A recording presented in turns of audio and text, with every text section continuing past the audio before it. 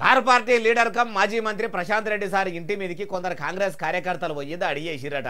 షే పార్టీ బుడ్డ లీడర్లు ఆయన ఇంటి మీదకి దాడికి ఎందుకు పోయిండ్రు, ఇండ్లకి పోయి దాడి చేయవలసినంత మాట ఎమ్మెల్యే ప్రశాంత్ రెడ్డి సార్ ఏమన్నాడంటే ఏమో మరి అన్ని ముచ్చట్లు అరుచుకుందాం పారి.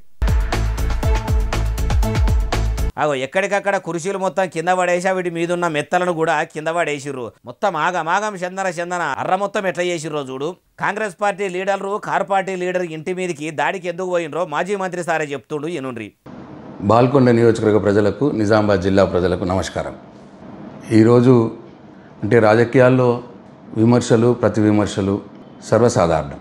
ఆ ముచ్చట మాకు మాదేలు సుతీ సారు మొదలు మీ ఇంటి మీద షే పార్టీ లీడర్లు ఎందుకు దాడి చేసినరో చెప్పుర్రి. వీళ్ళకి రావాల్సిన వాళ్ళకు కూడా ఇంకా రాలేదు, వాళ్ళకు కూడా ఇప్పియండి అని చెప్పి నేను అడిగిన. దీంట్లో తప్పేమున్నది? ప్రతిపక్ష నాయకుడిగా, ప్రతిపక్ష పార్టీ ఎమ్మెల్యేగా నా బాధ్యత ఇది. ప్రభుత్వాన్ని ప్రజలకిచ్చిన మాట నెరవేర్చమని అడిగే బాధ్యత నా మీద ఉంటుంది. ఉన్నది సారు, మీ మీద కాకుంటే ఇంకెవల మీద ఉంటుంది. ఓట్లేసి మిమ్మల్ని గెలిపించింది అందుకే నాయ. అసలు ముచ్చట చెప్పుండ్రి, ఎందుకు కొట్టిర్రు? రేవంత్ రెడ్డి గారు అనేక హామీలు ఇచ్చినారు, హామీలు అమలు చేయట్లేదు, ప్రజల్ని మోసం చేస్తూ ఉన్నాడు అని చెప్పిన. దానికి మానాల మోహన్ రెడ్డి గారు నా ఇంటి మీదకి ముట్టడికి వస్తా అని చెప్పి మొన్న సవాల్ విసిరినారు. అయితే ఇప్పుడు షే పార్టీ లీడరు మానాల మోహన్ రెడ్డి సారు మీ ఇంటి మీద దాడి చేసిండా ఎట్లా? నా ఊరికి వస్తా, వేల్పూర్కి వస్తా, నీ ఇంటి మీదకి వస్తా అని చెప్పి సవాల్ విసిరినారు.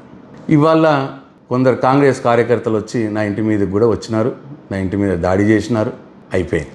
మానాల మోహన్ రెడ్డి గారు కడుపు చల్లబడ్డదా ఇప్పుడు? అయ్యా, కారు పార్టీ లీడర్ కమ్ మాజీ మంత్రి ప్రశాంత్ రెడ్డి సారు ఇట్లా ఇండ్ల మీదకి వచ్చి దాడి చేసుడు పద్ధతి కాదు. కానీ మీ బీఆర్ఎస్ 10 ఏళ్ల ఏలుబడిలా మీరు కూడా పబ్లిక్కు ఇస్తామన్న పథకాల బాపతకు హామీలు అన్ని అమలు చేసిర్రా? పేరుకు కొన్ని పథకాలు కొలాయించి నడిమిట్లా నాగలేడిసినట్టే చేసిర్రు కదా. అందుకే కదా సారు ప్రజలు కారుకు కాలిచ్చి చేతులు కలిపిర్రు అంటుర్రు ఈ ముచ్చటిన్నోళ్ళు.